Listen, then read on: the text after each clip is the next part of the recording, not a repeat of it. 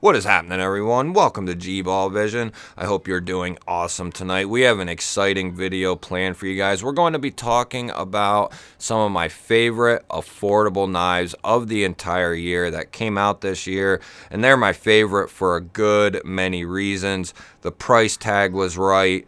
The blade material was right. The handle material was right. It was easy to open, fun to use, easy to close, easy to carry. The CJRB Echo was so good. I bought this knife twice. I got the button lock version and the liner lock version. This one strikes me more as the everyday user work knife because of the stone-washed RPM 9 blade here and the liner lock with the comfortability of the contouring on it. Then you have the more flat-scaled titanium and micarta button lock, the satin finish with the titanium clip. This is more of like the businessman, gentleman style, lightweight, everyday user. They are both strikingly very good knives, and I have had no issues with either of them concerning lockup or anything of that nature. Very, very similar. Same steel for both. Both very well executed from Ray Laconico and CJRB. Just kind of depends on what flavor you want to go with and what your main idea for the knife is. But the CJRB Echo, guys, if you haven't had a chance to get one of these yet, it's a highly recommendable knife if you like the design. For the money, very, very hard to beat. The Vosteed Raccoon. Now, this one is the newest one to me on the list. I can put this on this list because I have the drop point button lock version, which is the same steel, same knife, just a different lock and a different looking blade. So I know how it performs. I love this Vosteed Raccoon. I love this sheep's foot blade. I love the choice in the steel. They went with 14C 28N. You have this nice satin finish on this guy, comfortable thumb studs, a good crossbar lock with nice strong springs. Not quite on the clutch lock level, but it's nice and strong, and the close is fun. You have good access to these thumb tabs for the crossbar lock. Nice micarta, internal milling for weight relief. You do have a lower mounted deep carry clip, and it will be reversible, and they put a filler tab there. Great job. Lanyard hole, fun to carry. This thing is great, and I might even pick up the drop point version with the crossbar lock as well. Love this thing. Let's get to the next one. I know. I just want to quickly touch on this one. The Civivi Vision FG. I cut the shit out of myself.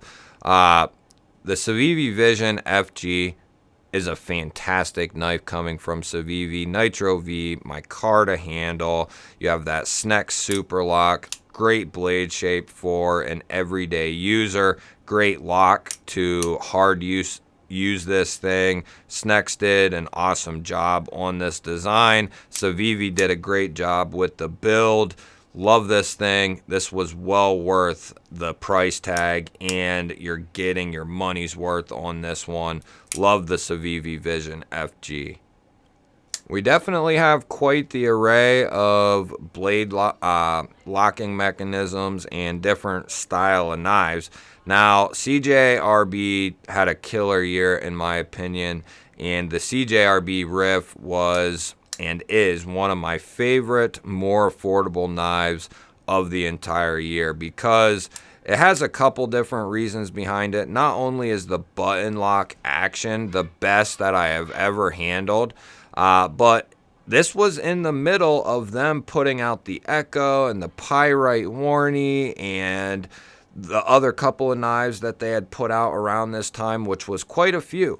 This one kind of got overlooked, and I've tried to do my job in putting this knife in the spotlight as much as I could. I even put this up against like the Malibu and the Mordax, and this thing definitely did a fantastic job. RPM 9 steel, modified clip point blade, deep well fullers for thumb flick, reverse flick, flipper tab that works extremely well, green micarta that's nicely finished, grippy stuff, deep carry steel rollover clip that will be reversible with a nice little lanyard hole. Best button lock action of the year when it comes to button locks in general, in my opinion, especially the more affordable button locks. Stout spring, love this thing. And yes, this one is also on this list, the Kizer Bug. Stonewashed, tumbled, 154 cm, drop point blade, kind of clippy as well, but this thing is unique as hell. You have this cool swedge going to the tip that leaves from the belly, just very unique. You have this cool fuller. It almost looks like a boat or a bullet, and the opening hole looks kind of like a bullet. So it's a very unique looking blade shape, and that's kind of hard to do these days. And this is a unique looking blade shape. I would have loved it if they ran the jimping more, further down the spine. But, for the money, this is fantastic, guys. The opening action is incredible. The detent is extremely well tuned. For myself, you have a nice liner lock that's easy to disengage, good access. Lockup is solid. Micarta is second to none. Some of the best micarta in the game. You have this deep carry clip that is recessed with the screws. The clip is not, well, it's partially recessed, and the screws are fully recessed. It is going to be reversible. Lanyard hole, it's got all the works, and it comes in well under $100. Medium sized, I hope that they do an XL version of this knife. That would be incredible. The Bug XL or the XL Bug, whatever. Just give it to us, Kizer. I would love to have one. You'll have to let me know down below, what are some of your favorite knives of the entire year? Whether they're affordable or a little more expensive, let me know. What are some of your favorite knives this year? Definitely would be interested to hear what you have to say. This one has to make this list because of what you're getting for the price. Now, this one is going to be, I think, the most expensive, but I recently saw these were going for like 130-ish, maybe 140, somewhere in that ballpark. And you're saying, whoa, that's crazy for affordable. But you're getting S90V. You're getting this nice high polished sandblasted finish that holds up well in my experience. You have this unique drop point, clip point style blade, however you want to see it. You have a nice little swedge going to the tip, titanium thumb studs that have some anodization to them. You have a nice little 50-50 choil there, allowing you to choke up. Cool pivot, pretty much a clean show side. You have a little emblem there, some cool milling done, good access to that lock bar with a nice big chamfer. You do have a very well done Ray Laconico-esque front flipper there. Works very good. Detent is tuned pretty much to perfection with this guy. Nice milled clip there. Titanium backspacer. All for like under 150, guys. That is an incredible deal for what you are getting in materials and build. That's a fantastic price. The AMA Gladiator 2 is just an incredible knife, guys. Comfortable. It's a little bit bigger, so, if you like bigger knives, this will be right up your alley. If you want to go for something that is a little bit more expensive than the previous knives, but it is a good price. It's still an affordable, obtainable reasonable price, and you're going to be getting a lot for your money. And yes, I'm still bleeding if you're wondering. This guy here, definitely one of my favorite knives, especially when we're talking about affordable knives, guys. The CMB made blades Predator 2. This thing is absolutely amazing. 14C 28N. Look at that sharpening choil. Nice drop point blade. Swedge going to the tip. This one's coated. They have a bunch of different versions. Thumb studs are very comfortable, easy to thumb and reverse flick. Love these crossbar buttons for disengagement. They're nice and comfortable, easy to get to. Clean pivot.